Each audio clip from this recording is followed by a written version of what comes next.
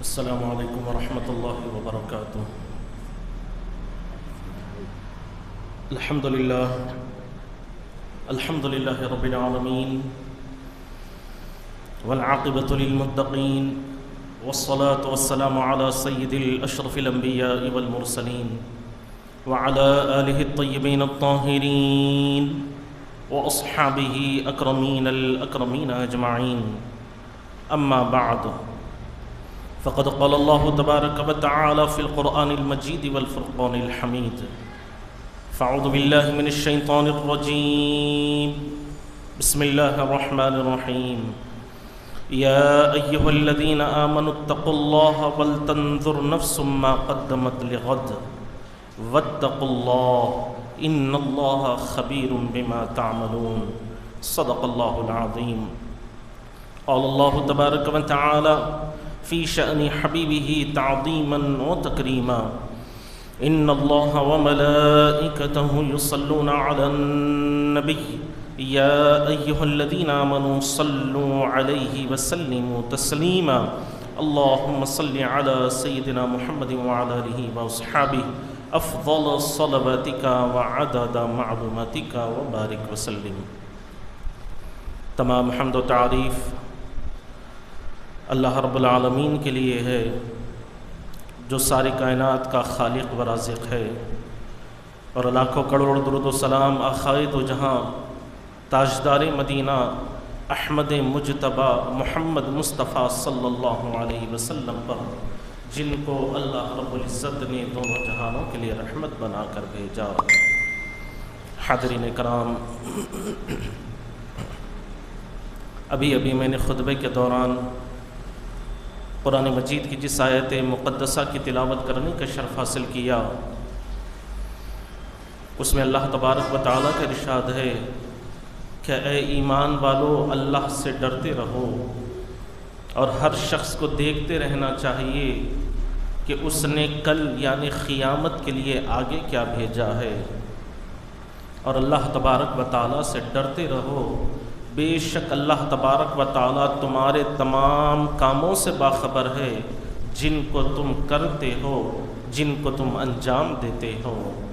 حاضرین کرام، انسان کو اللہ تبارک و تعالیٰ نے بے شمار نعمتوں سے مالا مال فرمایا. ہر طرح کی نعمتیں اللہ تبارک و تعالیٰ نے انسان کو عطا فرمائی ہیں،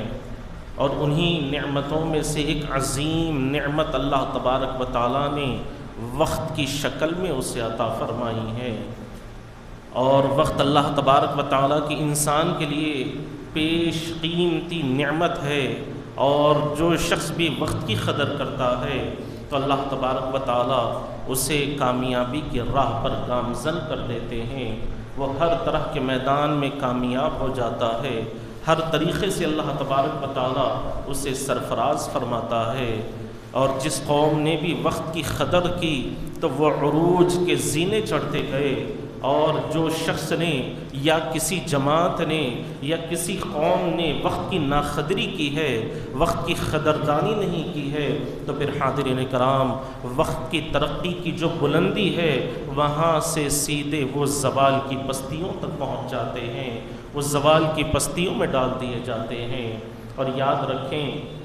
کہ دین اسلام ایک فطری دین ہے جو ہر طرح سے انسان کی رہنمائی کرتا ہے، ہر طریقے پر انسان کی رہبری کرتا ہے. تمام عبادتوں کا بھی اسلام میں ایک وقت مقرر کر دیا گیا ہے، ہر کام کا ایک وقت مقرر اللہ تبارک و تعالیٰ نے فرما دیا ہے. اگر آپ قرآن مجید کو اٹھا کر دیکھیں گے تو آپ کو پتہ چلے گا کہ اللہ تبارک و تعالیٰ نے قرآن میں فرما دیا کہ واللہ یقدر اللیل والنہار، کہ اللہ تبارک و تعالیٰ نے دن اور رات کے وقت کو مقرر فرما دیا. اسی طرح قرآن میں ارشاد ہوتا ہے کہ ان یوم الفصل کان میقاتا، کہ بے شک اللہ تبارک و تعالیٰ نے فیصلے کے دن کو بھی مقرر فرما دیا ہے، فیصلے کے دن کے وقت کو بھی اللہ تبارک و تعالیٰ نے مقرر فرما دیا ہے. اور اگر اسی طرح آپ نمازوں پر نظر ڈال کر دیکھیں گے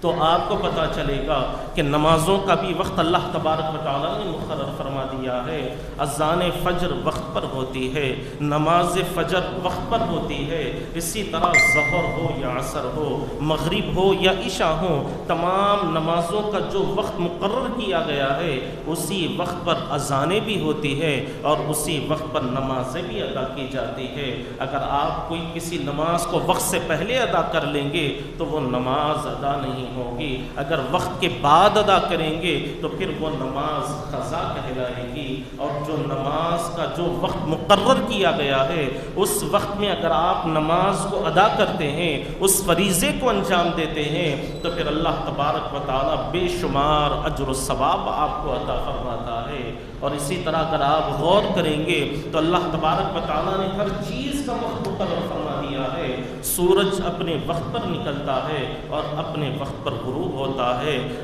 چاند رات کو نکلتا ہے، اپنے وقت پر نکلتا ہے اور اپنے وقت پر ہی غروب ہوتا ہے، ستارے اپنے وقت پر ہی چمکتے ہیں اور اپنے وقت پر غروب ہو جایا کرتے ہیں، دھوپ دن کے وقت ہی میں نکلتی ہے اور اسی طرح شبنم صبح کے وقت ہی گرتی ہے، رات کے وقت آپ کو شبنم گرتی ہوئی نظر نہیں آئے گی۔ تو حاضرین کرام، ہر چیز کو اللہ تبارک و تعالیٰ نے اس کے وقت مقررہ پر متعین فرما دیا ہے، ہر چیز کا وقت اللہ تبارک و تعالیٰ نے مقرر فرما دیا ہے۔ لیکن افسوس کا معاملہ یہ ہے کہ ہم مسلمانوں کی حالت یہ ہے کہ ہمارے پاس وقت کی کوئی قدردانی نہیں ہے، ہمارے پاس وقت کی کوئی اہمیت نہیں ہے، ہم وقت کو لے کر بڑی ہی لاپرواہی میں اور بڑی ہی غفلت میں پڑے رہتے ہیں۔ مثلا اگر آپ دیکھیں گے کہ غیر مسلم حضرات کے پاس شادی بیاہ کا موقع ہوتا ہے تو ایک دن اور وقت مقرر کر دیا جاتا ہے اور اس وقت مقررہ پر وہ حضرات اپنے مقام پر جمع ہو جاتے ہیں اور وقت کو ٹالا نہیں جاتا، ایک منٹ بھی آگے پیچھے نہیں ہوتا، بلکہ وقت پر ہی ان کی شادیوں کے مراسم کو انجام دیا جاتا ہے، نہ کسی کا انتظار کیا جاتا ہے، نہ کسی کو اہمیت دی جاتی ہے۔ اگر ان کے پاس کسی چیز کی اہمیت ہے تو وہ وقت کی اہمیت ہے اور وقت مقررہ ہی پر ان کی شادیاں انجام پاتی ہیں۔ اور اگر اسی طرح ہم مسلمانوں کے معاشرے پر نظر ڈالیں گے تو آپ کو یہ دیکھنے میں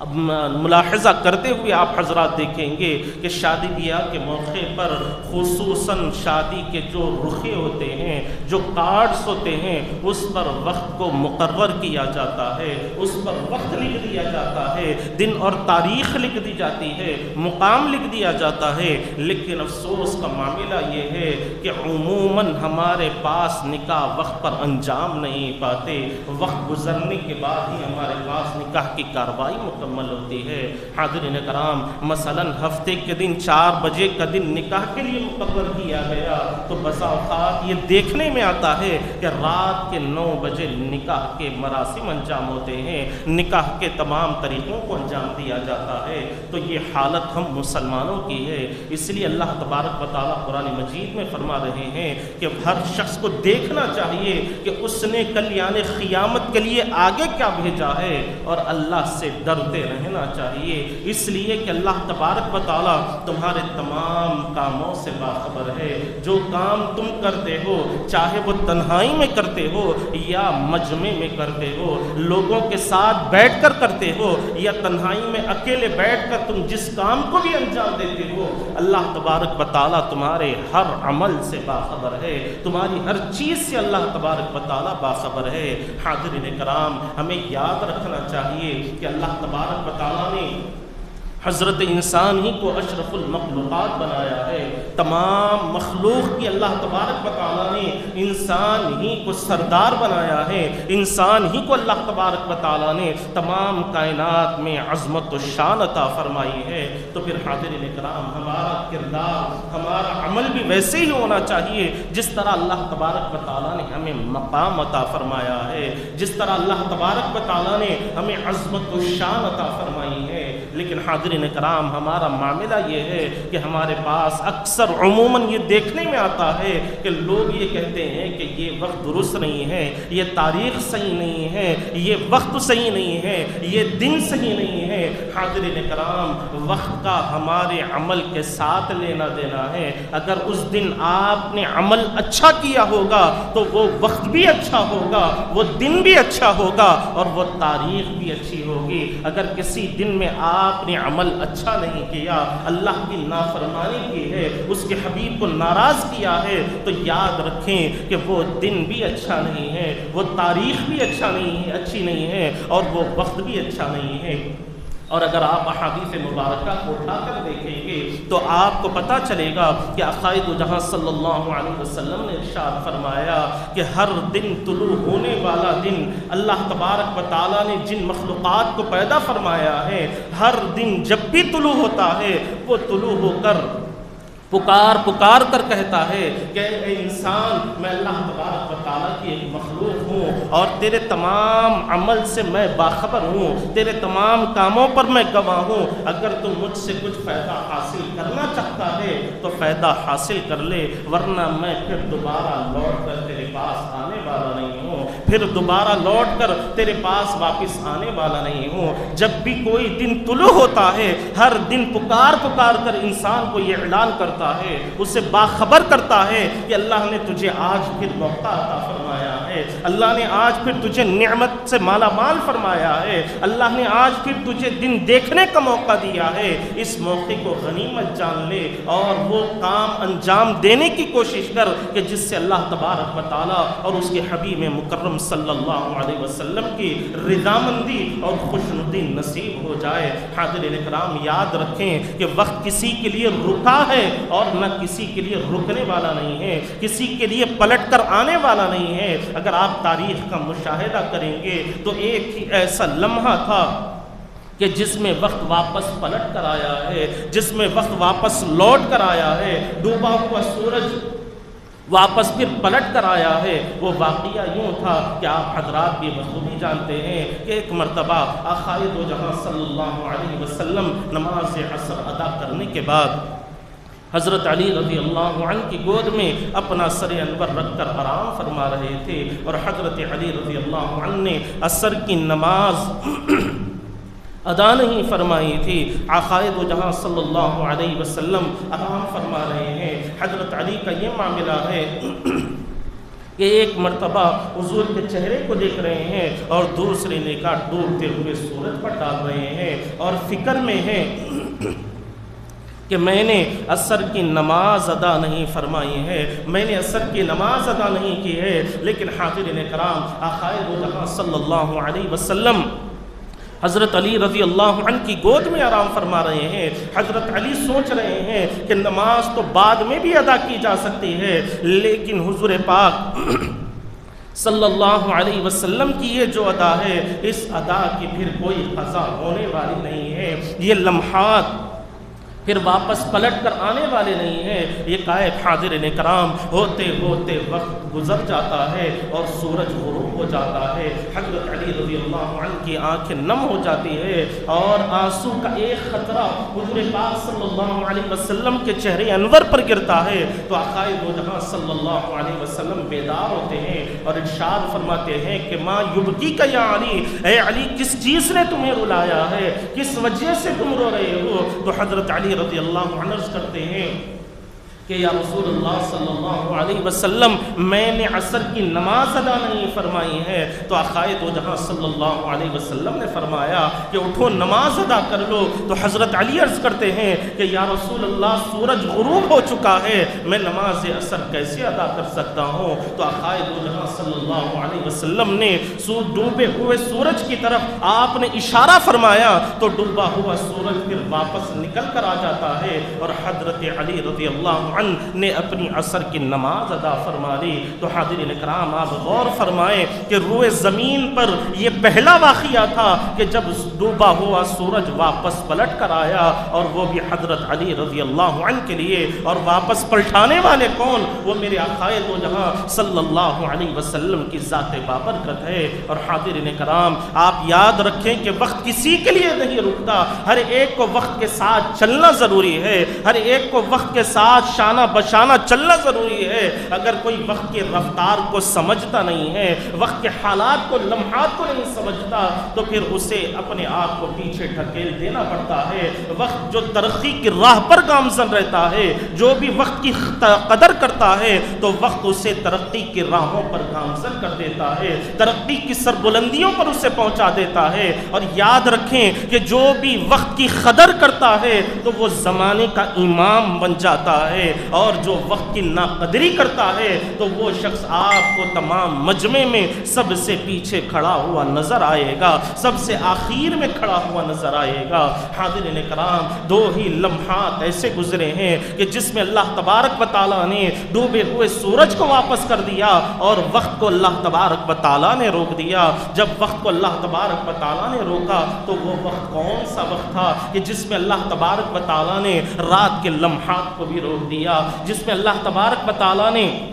سورج کو نکلنے سے بھی روک دیا، جس میں اللہ تبارک و تعالیٰ نے ستاروں کو بھی تھما دیا، ساری کائنات تھمی ہوئی ہے، ساری کائنات رکی ہوئی ہے۔ وہ وقت حضور پاک صلی اللہ علیہ وسلم کی معراج کا وقت ہے کہ جب حضور پاک صلی اللہ علیہ وسلم حضرت ام ہانی رضی اللہ عنہ کے گھر سے آپ کی سفر معراج کا آغاز ہوتا ہے، تو وہاں سے بیت الحرام سے بیت المقدس تک سفر ہوتا ہے، بیت المقدس سے آسمان کی بلندیوں تک سفر ہوتا ہے، جنت و دوزخ کا سفر ہوتا ہے، اور یہیں تک نہیں بلکہ عرش معلی کا بھی آقائے دو جہاں صلی اللہ علیہ وسلم کا مبارک سفر ہوتا ہے۔ وہاں سے مکان تک پہنچ جاتے ہیں، اللہ تبارک و تعالیٰ کا دیدار ہوتا ہے۔ حاضرین کرام وقت کو اللہ تبارک و تعالیٰ نے اس طرح تھما کر رکھ دیا تھا، اس طرح اللہ تبارک و تعالیٰ نے روک کر رکھ دیا تھا۔ جب حضور پاک علیہ السلام واپس تشریف لائے تو زنجیر بھی ہل رہی تھی، اور جس پانی سے آپ نے وضو فرمایا تھا وہ پانی بھی بہہ رہا تھا۔ تو الغرض حاضرین کرام وقت صرف حضور پاک علیہ السلام ہی کے لیے رکا، آپ کے علاوہ وقت کسی کے لیے نہیں رکے گا۔ ہر ایک کو وقت کے ساتھ چلنا ضروری ہے۔ اور آپ یاد رکھیں کہ اگر ہمارے پاس سونا موجود ہے، وہ سونا اگر گم جائے، کھو جائے، تو محنت کر کے اسے دوبارہ حاصل کیا جا سکتا ہے۔ اسی طرح اگر آپ کہیں پر سفر کرنے کے لیے نکلیں، آپ کی اگر گاڑی چھوٹ جائے تو پھر دوسرے وقت پر دوسری گاڑی آپ پکڑ کر اپنی منزل مقصود تک پہنچ سکتے ہیں۔ اور اسی طرح حاضرین کرام اگر آپ کے پاس روپیہ پیسہ موجود ہے، اگر آپ کا روپیہ پیسہ ضائع ہو جائے، گم جائے، تو آپ محنت کر کر اس پیسے کو دوبارہ حاصل کر سکتے ہیں۔ لیکن وقت ہی ایک ایسی نعمت ہے کہ ایک مرتبہ اگر وہ ہاتھ سے نکل جائے، ایک مرتبہ اگر وقت کے وہ لمحات گزر جائے، تو پھر زندگی میں دوبارہ وہ وقت پلٹ کر آنے والا نہیں ہے، وہ لمحات پھر واپس لوٹ کر آنے والے نہیں ہیں۔ لیکن حاضرین کرام آج ہمارا کیا معاملہ ہے کہ آج ہماری زندگیوں کی کیفیت یہ ہے، ہمارے معاشرے کی حالت یہ ہے کہ جیسے جیسے ہماری زندگی کے سال گزرتے جاتے ہیں تو حاضرین کرام ہمارے پاس ایک فیشن بن گیا ہے کہ ہم ایک کیک لاتے ہیں اور اس پر موم بتیاں لگا دی جاتی ہے، اور منہ سے پھونک مار کر اس موم بتیوں کو بجھایا جاتا ہے، اور پھر اسی پر تالیاں بجائی جاتی ہیں، شور و غل کیا جاتا ہے، اسی پر خوشیوں کا اظہار کیا جاتا ہے۔ حاضرین کرام حقیقت میں یہ ایسا وقت ہے کہ آپ کی زندگی کا ایک سال اور ختم ہو گیا ہے۔ اللہ نے آپ کو اگر 60 سال کی زندگی دی ہے، اگر آپ کے 20 سال مکمل ہو گئے ہیں تو 60 سال کی زندگی میں سے 20 سال آپ کے ختم ہو گئے ہیں۔ تو حاضرین کرام ہمیں غور کرنا چاہیے کہ جو سال ہمارا گزرا ہے اس میں ہم نے کتنے کام ایسے کیے ہیں جس سے اللہ تبارک و تعالیٰ کو ہم نے راضی کیا ہے، جس سے حضور پاک علیہ السلام کی ذات بابرکت کو ہم نے خوش کیا ہے، اور کتنے ایسے کام کیے ہیں کہ جس میں اللہ تبارک و تعالیٰ کی ناراضگی کا سبب بنا ہے، کہ اتنے ایسے اعمال کیے ہیں جس سے حضور پاک علیہ الصلاۃ والسلام ہم سے ناراض ہوئے ہیں۔ حاضرین کرام، اللہ تبارک و تعالیٰ نے ہمیں جو صحت عطا فرمائی ہے یہ بھی اللہ تبارک و تعالیٰ کی بہت بڑی عظیم نعمت ہے، اور جو ہمیں وقت اللہ تبارک و تعالیٰ نے فرصت کا عطا فرمایا ہے وہ بھی ہمارے لیے بڑا ہی قیمتی وقت ہے، ہمارے لیے اللہ تبارک و تعالیٰ کی ایک عظیم دولت کی شکل میں ہے۔ حاضرین کرام، آج ہمارے نوجوانوں کی حالت یہ ہے کہ اگر آپ کسی نوجوان کو پکڑ کر پوچھیں گے تو وہ کہے گا کہ میں اپنا وقت گیم کھیلتے ہوئے گزارتا ہوں، کیرم کھیلتے ہوئے گزارتا ہوں، اپنا وقت طرح طرح کی گیمز کھیلتے ہوئے بتاتا ہوں۔ اگر اس نوجوان سے پوچھا جائے کہ تم اس طرح گیم کھیلتے ہوئے اپنے وقت کو کیوں گزارتے ہو، اس کا سبب کیا ہے، اس کا ریزن کیا ہے، تو حاضرین کرام نوجوان برملا یہی کہتے ہیں کہ میں اپنا ٹائم پاس کرنے کے لیے وقت کو گزارتا ہوں، اپنے وقت کو گزارنے کے لیے اس طرح کی گیم کھیلنے میں اپنے آپ کو مشغول رکھتا ہوں۔ تو حاضرین کرام، آپ مجھے بتلائیں کہ اس نوجوان نے ایسا کون سا بہادری کا کام کیا ہے جو اس طرح اپنے وقت کو ضائع کر رہا ہے، ٹھیٹھی ٹھاٹا کرتے ہوئے، روڈوں پر مذاق کرتے ہوئے، لوگوں کا مذاق اڑاتے ہوئے ہم اپنے وقت کو ضائع کر رہے ہیں۔ تو آپ مجھے بتلائیں کہ ہم نے ایسے کون سے کارنامے انجام دیے ہیں جس طرح ہم نے اس طرح اپنے وقت کو ضائع کر دیا ہے، ایسے کون سے اعمال کیے ہیں، ایسی کون سی بہادری کا کام کیا ہے کہ ہم اس طرح اپنے وقت کو ضائع کر رہے ہیں۔ اگر آپ بزرگان دین کی زندگیوں کو اٹھا کر دیکھیں گے تو آپ کو پتا چلے گا کہ وہ کثرت سے عبادت کرنے کے باوجود، رات بھر عبادت کرنے کے باوجود بھی وہ اللہ کی بارگاہ میں رو رو کر دعائیں کیا کرتے تھے، وہ اللہ کی بارگاہ میں رویا کرتے تھے۔ اگر آپ حضرت فاطمہ الزہرا رضی اللہ عنہا کی ذات بابرکت کو اٹھا کر دیکھیں گے تو آپ کو پتا چلے گا کہ کون فاطمہ الزہرا، یہ جو خاتون جنت ہے، تمام جنتی عورتوں کی سردار ہیں، آقائے دو جہاں صلی اللہ علیہ وسلم کی لخت جگر ہے۔ حضرت عائشہ، حضرت فاطمہ الزہرا رضی اللہ عنہا کو حضور پاک علیہ السلام کی صاحب زادی ہونے کا شرف حاصل ہے۔ اللہ تبارک و تعالیٰ نے انہیں ایسی عظیم نعمت سے مالا مال فرمایا ہے، لیکن ان کی عبادتوں کا بھی حال یہ ہوتا کہ جب رات کی تاریکی چھا جاتی تو نماز پڑھنے کے لیے کھڑی ہوتی، اور نماز پڑھتے پڑھتے جب پہلی رکعت کے پہلے سجدے میں جاتی تو فجر کی اذان ہونے لگتی، تو حضرت فاطمہ الزہرا رضی اللہ عنہا اللہ تبارک و تعالیٰ کی بارگاہ میں ہاتھ اٹھا کر گڑ گڑاتے ہوئے دعا کرتی ہیں کہ مولا تیری بندی فاطمہ کے لیے رات اتنی چھوٹی ہو گئی ہے، تیری بندی فاطمہ کے لیے رات اتنی مختصر ہو گئی ہے کہ پہلی رکعت کا پہلا سجدہ بھی مکمل نہیں ہونے پاتا، پہلی رکعت کا پہلا سجدہ بھی پورا نہیں ہونے پاتا۔ مولا تو تیری فاطمہ کے لیے ایک رات ایسی عطا فرما کہ جس میں جی بھر کر تیری بارگاہ میں سجدہ کر سکوں، جس میں جی بھر کر میں تیری بارگاہ میں اپنے سر کو جھکا کر رکھ سکوں۔ تو حاضرین اکرام، آپ غور فرمائیں کہ ان بزرگان دین کا کیا حال تھا، ان کا کیسا معمول تھا، اور آج ہماری زندگیوں کی کیفیت کیا ہے، آج ہماری زندگی گزارنے کا طرز کیسا ہے، ہمارا رہن سہن کا طریقہ کیسا ہے، ہماری زندگی گزارنے کا طریقہ کیسا ہے۔ اور اسی طرح حاضرین کرام، جیسے ہی 31 دسمبر کا موقع آتا ہے، یعنی کل جو رات آنے والی ہے، اس کو بھی نیو ایئر سیلیبریشن کے نام رکھ دیا جاتا ہے، اور طرح طرح کی خرافات اس میں انجام دی جاتی ہے، طرح طرح کی بدعات اس میں انجام دی جاتی ہے۔ حاضرین کرام، نیو ایئر کی خوشی کے بہانے پر حاضرین کرام، ہمارے معاشرے کی حالت یہ ہے جیسے ہی رات کے 12 بجتے ہیں تو مسلم معاشرے کے اکثر نوجوانوں کی یہ حالت ہے کہ وہ رات میں شور و غل کرتے ہیں، چیخ و پکار کرتے ہیں۔ اور اگر آپ کل کی رات میں جا کر دیکھیں گے تو بیکریوں کے پاس آپ کو بڑی بڑی لوگوں کی قطاریں نظر آئیں گی، ایسا محسوس ہوگا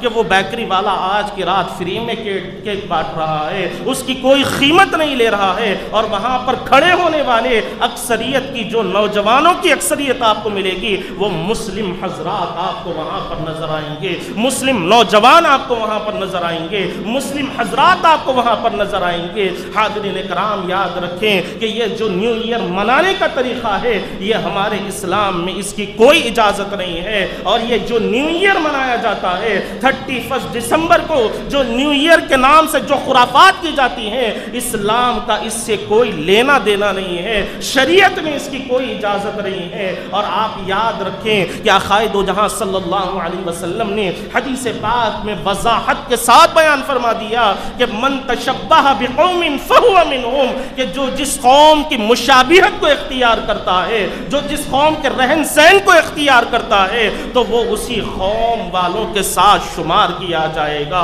وہ انہی قوم والوں کے ساتھ اس کا شمار کیا جائے گا، انہی قوم والوں کے ساتھ اسے گنا جائے گا۔ حاضرین کرام، اگر ہم مغربی تہذیب کو اپنی زندگی میں لا لیں گے، مغربی طریقوں کو اپنی زندگیوں میں لا لیں گے اور ان تمام چیزوں کو اختیار کر لیں گے، تو یاد رکھیں کہ ہمارا شمار بھی یہود و نصارہ کے ساتھ ہوگا، اسلام کا انکار کرنے والوں کے ساتھ ہوگا، کفار و مشرکین کے ساتھ ہوگا۔ یہ نیو ایئر کا جو سیلیبریشن ہے یہ غیر لوگوں کا طریقہ ہے، یہ یہود و نصارہ کا طریقہ ہے، یہ مسلمانوں کا طریقہ نہیں ہے۔ تو حاضرین کرام، یہ ہمارے لیے پیارے آقا کا وضاحت والا پیغام ہے۔ حضور نے وضاحت کے ساتھ بیان فرما دیا کہ جو جس قوم کی مشابہت کو اختیار کرے گا، یعنی جو جس قوم کے طریقوں کو اپنائے گا، وہ اسی قوم میں شمار کیا جائے گا۔ اگر وہ یہود و نصارہ کے طریقوں کو اپناتے ہوئے اپنی زندگی کو گزارے گا، ان کے طریقوں پر عمل کرے گا، تو یہود و نصارہ ہی میں اس کا شمار کیا جائے گا۔ اگر وہ مسلمانوں کے طریقوں پر عمل کرے گا، حضور کی سنتوں پر عمل کرے گا، تو پھر یقیناً اللہ تبارک و تعالی اس کا شمار بھی حضور کے چاہنے والوں میں فرمائے گا، حضور کے عاشقوں میں اللہ تبارک و تعالی اس کا شمار فرمائے گا۔ یہ دو احادیث مبارکہ ہی ہماری زندگی بدلنے کے لیے کافی ہے۔ اور حاضرین کرام، آقائے دو جہاں صلی اللہ علیہ وسلم کی بارگاہ میں ایک قافلہ آتا ہے اور حضور پاک صلی اللہ علیہ وسلم نے دیکھا کہ ان کی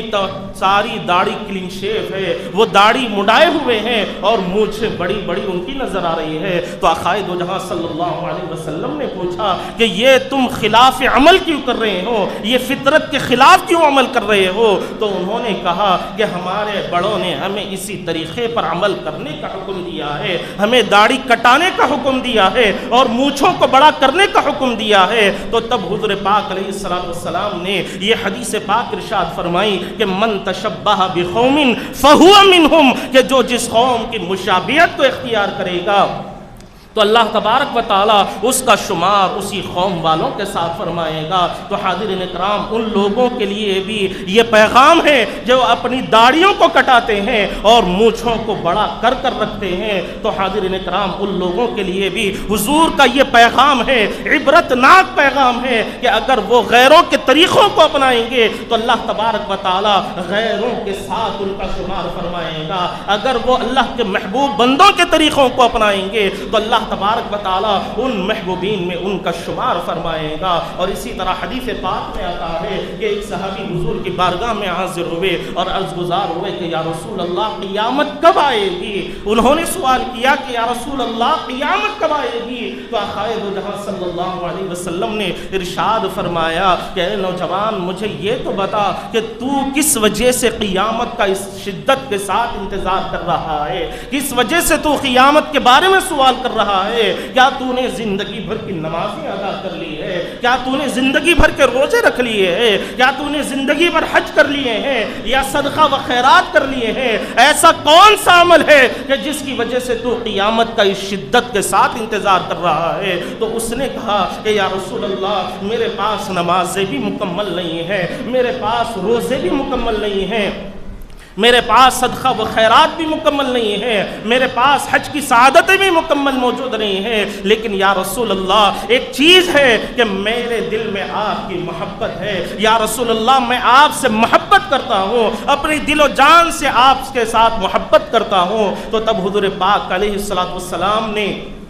ارشاد فرمایا کہ المرء مع من احب الیہ، جو جس کے ساتھ محبت کرے گا قیامت کے دن اسی کے ساتھ اٹھایا جائے گا۔ آقا نے وضاحت کے ساتھ کھلے الفاظ میں بیان فرما دیا، المرء مع من احب الیہ، جو جس کے ساتھ محبت کرے گا قیامت کے دن انہی کے ساتھ اٹھایا جائے گا۔ تو حاضرین اکرام، پہلی جو حدیث پاک میں نے آپ کے سامنے عرض کی کہ من تشبہ بقوم فہو منہم، جو جس قوم کی مشابہت کو اختیار کرے گا وہ انہی لوگوں میں گنا جائے گا، انہی لوگوں میں شمار کیا جائے گا۔ اور جو دوسری حدیث پاک ہے المرء مع من احب الیہ، جو جس کے ساتھ محبت کرے گا قیامت کے دن انہی کے ساتھ اٹھایا جائے گا۔ تو یہ دو احادیث مبارکہ ہمیں اپنی زندگی کو بدلنے کے لیے کافی ہے۔ ایک انسان جو اپنے آپ کو بدلنا چاہتا ہے، حضور کے چاہنے والوں میں اپنے آپ کو شامل کرنا چاہتا ہے، حضور کے عاشقوں میں اپنا نام لکھانا چاہتا ہے، صراط مستقیم پر چلنا چاہتا ہے،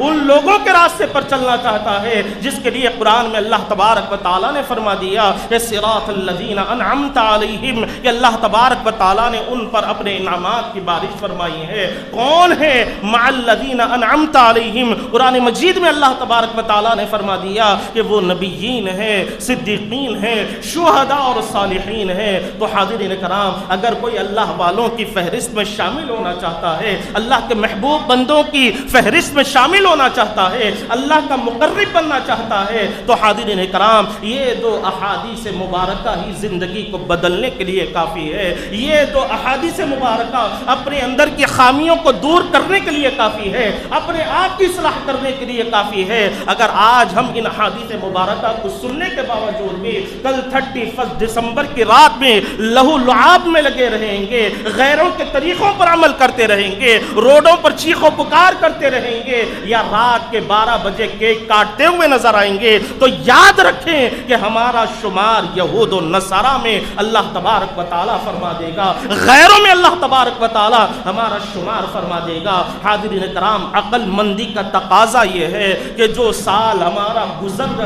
رہا ہے اور جو آخری لمحات اس کے گزر رہے ہیں، عقل مندی کا تقاضا یہ ہے کہ ہم اس کا محاسبہ کریں، اس پر غور و فکر کریں کہ ہم نے اس میں کتنی نمازوں کا اہتمام فرمایا اور کتنی نمازوں کو ہم نے ضائع کر دیا ہے، کتنا وقت حضور کی بارگاہ میں درود شریف پڑھتے ہوئے ہم نے اپنے وقت کو انجام دیا ہے، اور کتنا وقت ہم نے ایسی بے قدری کرتے ہوئے گزار دیا ہے۔ احادیث مبارکہ کو آپ اٹھا کر دیکھیں گے تو آپ کو پتا چلے گا کہ جو اہل جنت ہے، جن کو اللہ تبارک و تعالیٰ نے جنت جیسی نعمت والی جگہ میں شامل فرما دیا ہے، وہ لوگ بھی اپنے اوپر افسوس کرتے رہیں گے، اس وقت کو یاد کرتے ہوئے اپنے آپ پر افسوس کریں گے کہ جن محفلوں میں انہوں نے اللہ کا ذکر نہیں کیا ہے،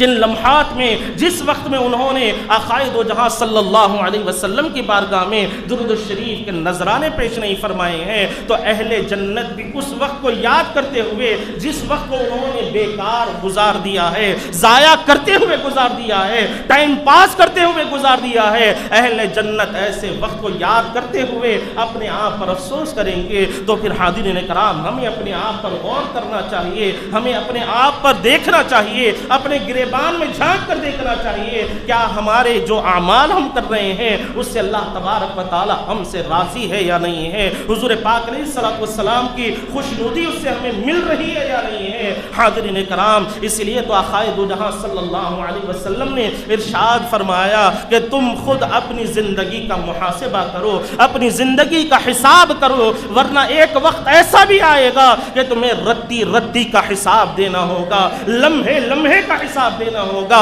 سیکنڈ سیکنڈ کا حساب دینا ہوگا، اور پھر وہ وقت ایسا ہوگا کہ قرآن مجید میں اللہ تبارک و تعالیٰ نے خود فرما دیا، سورہ یاسین شریف کی آیت مبارکہ ہے، اس میں اللہ تبارک و تعالیٰ نے فرما دیا کہ ہم تمہارے ہاتھوں کو،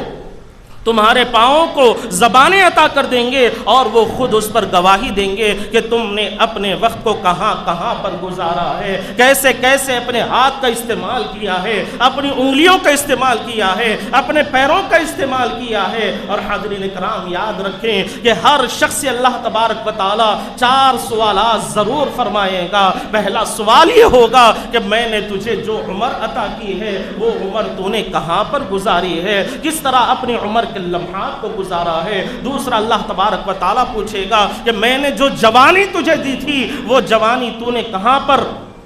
صرف کی ہے، تو نے اپنی جوانی کا استعمال کہاں پر کیا ہے۔ تیسرا سوال اللہ تبارک و تعالیٰ فرمائے گا کہ میں نے تجھے جو مال عطا فرمایا ہے اس مال کو تو نے کن کن راستوں پر خرچ کیا ہے، سیدھے راستوں پر کتنا خرچ کیا ہے اور میری ناراضگی والے راستوں پر کتنا خرچ کیا ہے۔ اور اسی طرح اللہ تبارک و تعالیٰ پوچھے گا کہ میں نے تجھے جسم عطا فرمایا ہے تو نے جسم کی طاقت کو، قوت کو کہاں کہاں پر استعمال فرمایا ہے۔ تو حاضرین کرام، اس میں نوجوانوں کے لیے بڑا ہی قیمتی میسج موجود ہے، بڑا ہی اہمیت والا پیغام موجود ہے۔ آج ہمارے نوجوان اینڈرائڈ کو استعمال کرتے ہوئے، انٹرنیٹ کو یوز کرتے ہوئے کئی طرح کی بے حیائی کی فلموں کو دیکھ رہے ہیں، بے حیائی کے مناظر کو دیکھ رہے ہیں۔ یاد رکھیں کہ اللہ تبارک و تعالیٰ کی بارگاہ میں جب جاؤ گے تو تمہاری یہ انگلیاں خود گواہی دے گی کہ تم نے ان انگلیوں کا استعمال کہاں پر کیا ہے۔ تمہاری یہ آنکھیں خود گواہی دے گی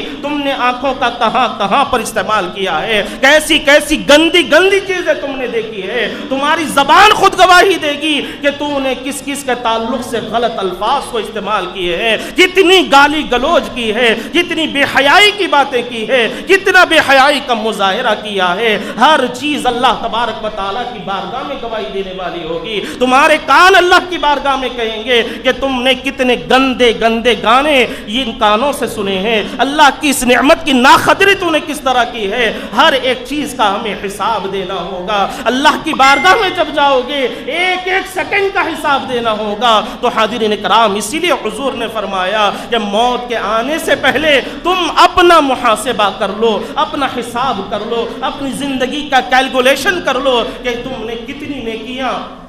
اللہ تبارک و تعالیٰ کو راضی کرنے کے لیے کی ہے اور کتنے ایسے اعمال تم نے خدا کو ناراض کرنے کے لیے کی ہے۔ اور یہ بھی اللہ تبارک و تعالیٰ ہی کا کرم ہے، یہ بھی اللہ تبارک و تعالیٰ ہی کا ہم گنہگاروں پر فضل و احسان ہے کہ اللہ تبارک و تعالیٰ ہمیں حساب کرنے کا بھی موقع دے رہا ہے اور پھر ان غلطیوں کو سدھارنے کا بھی اللہ تبارک و تعالیٰ ہمیں موقع عطا فرما رہے ہیں۔ اور اسی لیے قرآن مجید میں ارشاد ہے کہ یا ایھا الذین آمنوا ادخلوا فی السلم کہ اے ایمان والو پورے کے پورے اسلام میں داخل ہو جاؤ۔ تو حاضرین کرام، اس آیت مبارکہ میں غور کرنے والی بات یہ ہے کہ اس میں پہلے جو لفظ کہا جا رہا ہے وہ لفظ کیا ہے کہ یا ایھا الذین آمنو، ایمان والوں سے اللہ تبارک و تعالیٰ خطاب فرما رہے ہیں کہ اے ایمان والو۔ اس کے بعد پھر کہہ رہے ہیں کہ ادخلوا فی السلم کافہ، کہ پورے کے پورے اسلام میں داخل ہو جاؤ۔ تو اب یہاں پر یہ سوال پیدا ہوتا ہے کہ ایمان والے تو ہم ہیں، پھر ہم سے کیوں کہا جا رہا ہے کہ تم پورے کے پورے اسلام میں داخل ہو جاؤ؟ ایمان تو ہم نے لا لیا ہے، ایمان کی نعمت تو ہمیں مل گئی ہے، یہ دولت سے سرفرازی تو ہمیں مل گئی ہے، پھر پورے کے پورے اسلام میں داخل ہونے کا مطلب کیا ہے؟ تو حاضرین کرام، اس کو سمجھنے کے لیے اتنا ہی کافی ہے کہ اگر آپ ایک برتن لیں گے اور اس میں پانی بھر لیں گے اور ایک سکہ کوئن اس میں ڈال لیں گے اور ڈالنے کے بعد کسی شخص سے کہیں گے کہ بھائی اس برتن میں سے وہ سکہ واپس نکال دو، تو وہ شخص فوراً برتن میں ہاتھ ڈالے گا اور سکے کو نکال کر آپ کے ہاتھ میں رکھ دے گا، اس کوئن کو نکال کر آپ کے ہاتھ میں رکھ دے گا۔ لیکن اس کے برخلاف اگر کسی شخص سے آپ کہیں گے کہ ایک پانی کا برتن لو، سارا پانی اس میں بھر لو اور کچھ رنگ اس میں ڈال دو، جیسے ہی رنگ وہ پانی کے اندر جاتا ہے تو اپنے آپ کو پانی کو اسی رنگ میں تبدیل کر دیتا ہے، اسی رنگ سے بدل دیتا ہے۔ اور پھر کسی شخص کو آپ پکڑ کر پوچھیں کہ بھائی اس پانی میں سے جس رنگ کو میں نے ڈالا ہے اس رنگ کو پھر دوبارہ واپس نکال کر مجھے دے دو۔ تو حاضرین کرام، آج دنیا کی جتنی بھی ٹیکنالوجی ہے، جتنی بھی سائنس ہے، جتنی بھی چیزیں ہیں، آپ ان تمام چیزوں کو بھی استعمال کر لیں گے تو پانی کے اندر جو رنگ چلا گیا ہے آپ دوبارہ اس رنگ کو پانی سے باہر نہیں نکال پائیں گے، اس رنگ کو پانی سے جدا نہیں کر پائیں گے۔ تو اسی لیے اللہ تبارک و تعالیٰ قرآن مجید میں فرما رہا ہے کہ تم بھی ایسے اسلام میں رنگ جاؤ کہ کوئی تمہیں نکالنا بھی چاہے تو وہ نکال نہیں پائے، تمہیں اسلام سے خارج کرنا چاہے تو وہ تمہیں اسلام سے خارج نہیں کر پائے۔ تمہارے دل میں حضور کی محبت ایسی ہونی چاہیے کہ اگر کوئی اپنی پوری طاقت کو بھی لگا دے تو حضور کی محبت ختم ہونی نہیں چاہیے۔ تو حاضرین کرام، تمام باتوں کا خلاصہ کلام یہی ہے، اور جو خطبے کی ابتدا میں نے جو آیت مبارکہ پیش فرمائی جس میں اللہ تبارک و تعالیٰ کا ارشاد ہے کہ یا ایھا الذین آمنوا اتقوا اللہ ولتنظر نفس ما قدمت لغد، کہ اے بندو اللہ تبارک و تعالیٰ سے ڈرتے رہو، اے ایمان والو اللہ سے ڈرتے رہو، اور ہر شخص کو دیکھتے رہنا چاہیے کہ اس نے کل یعنی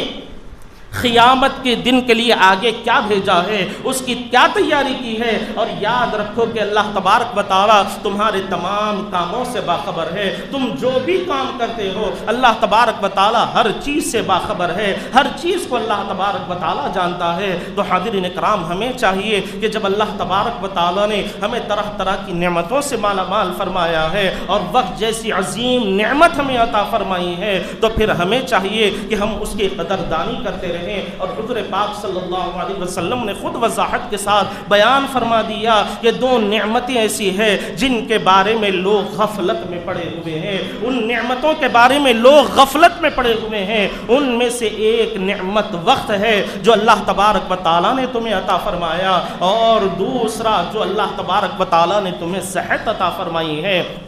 یہ دونوں چیزوں کو لے کر آج لوگ بے خبری میں ہیں، اس کی طرف کوئی توجہ نہیں ہے۔ تو حاضرین کرام، قرآن مجید ہمیں اسی طرف توجہ دلاتے ہوئے کہہ رہا ہے کہ اللہ تبارک و تعالیٰ نے دن اور رات کے وقت کو بھی مقرر فرما دیا ہے، قیامت کے دن کو بھی اللہ تبارک و تعالیٰ نے مقرر کر دیا، ہر چیز کا اللہ تبارک و تعالیٰ نے سیٹ اپ تمہارے سامنے بنا کر رکھ دیا ہے۔ تو تمہیں بھی چاہیے کہ اللہ تبارک و تعالیٰ کے بندے ہونے کے ناطے، حضور پاک علیہ السلام کے امتی ہونے کے ناطے تمہیں بھی چاہیے کہ ان تمام باتوں کی قدردانی کرتے ہوئے اللہ تبارک و تعالیٰ کے احکامات کی پابندی کریں۔ حضور پاک صلی اللہ علیہ وسلم نے جن جن چیزوں پر عمل کرنے کا حکم دیا ہے ان چیزوں پر عمل کرنے کی کوشش کریں، اور جن جن چیزوں سے آقائے دو جہاں صلی اللہ علیہ وسلم نے منع فرمایا ہے تو ہمیں بھی چاہیے کہ ان چیزوں سے اپنے آپ کو بھی روکنے کی کوشش کریں۔ اور خصوصاً کل کی رات کے لیے میری آپ تمام حضرات کے لیے یہ گزارش ہے کہ آپ تمام حضرات اپنے اپنے گھروں میں درود پاک کی محفلوں کو سجائیں، تلاوت قرآن کی محفلوں کو سجائیں، توبہ استغفار کی محفلوں کو سجائیں، آقا کی بارگاہ میں نعت شریف کی محفلوں کو سجا کر کل رات کی اگر آپ خوشی منائیں گے تو یقیناً اللہ تبارک و تعالی حضور کے نام کی برکت سے آپ کی زندگیوں میں برکت عطا فرمائے گا۔ نہ صرف آپ کی زندگیوں میں بلکہ آنے والی نسلوں کی زندگیوں میں بھی اللہ تبارک و تعالی برکت عطا فرمائے گا۔ اور درود پاک ایسی عظیم نعمت ہے، اس کے لیے بس اتنا ہی کافی ہے کہ ایک مرتبہ حضرت جبریل امی بارگاہ مصطفی میں حاضر ہوئے اور عرضگزار ہوئے کہ یا رسول اللہ، زمین پر جتنے درخت ہیں میں ان تمام درختوں پر جتنے بھی پتے لگے ہوئے ہیں ہر ایک پتے کو گن کر بتا سکتا ہوں، اور زمین پر جتنا بھی پانی موجود ہے پانی کا ایک ایک قطرہ گن کر بتا سکتا ہوں۔ پھر حضرت جبریل نے کہا کہ یا رسول اللہ، زمین پر جتنی بھی ریت ہے میں ہر ریت کے ایک ایک کنکر کو گن کر بتا سکتا ہوں، لیکن یا رسول اللہ آپ کا جو امتی آپ پر درود کا نذرانہ پیش کرتا ہے اسے جو نعمتیں ملتی ہیں، اسے جو نیکیاں ملتی ہے، یا رسول اللہ میں ان نیکیوں کو گن کر نہیں بتا سکتا، ان نعمتوں کا شمار نہیں کر سکتا۔ تو درود شریف ایسی عظیم نعمت ہے۔ تو حاضرین اکرام، کل کی رات کو وقت ضائع کرتے ہوئے، غیروں کے طریقوں کو چھوڑتے ہوئے اسلام کے طریقے پر اگر ہم عمل کرتے ہوئے کل کی رات کو گزاریں گے تو یقیناً اللہ تبارک و تعالیٰ اس کی برکت سے ہماری زندگیوں میں بھی برکت عطا فرمائے گا، ہمارے گھروں میں بھی برکت عطا فرمائے گا، ہمارے آنے والی نسلوں کی زندگیوں میں بھی اللہ تبارک و تعالیٰ برکت عطا فرمائے گا۔ آخر میں دعا ہے کہ جو کچھ کہا گیا، جو کچھ سنا گیا، اس پر اللہ تبارک و تعالی ہم تمام کو عمل کرنے کی توفیق عطا فرمائے، اور ہمیں اللہ تبارک و تعالی ساری زندگی صراط مستقیم پر چلنے کی توفیق عطا فرمائے، آقائے دو جہاں صلی اللہ علیہ وسلم کے بتائے ہوئے راستے پر چلنے والا بنائے، حضور کی اتباع اور پیروی کرتے ہوئے ہمیں زندگی گزارنے کی توفیق عطا فرمائے۔ وآخر دعوانا ان الحمد للہ رب العالمین۔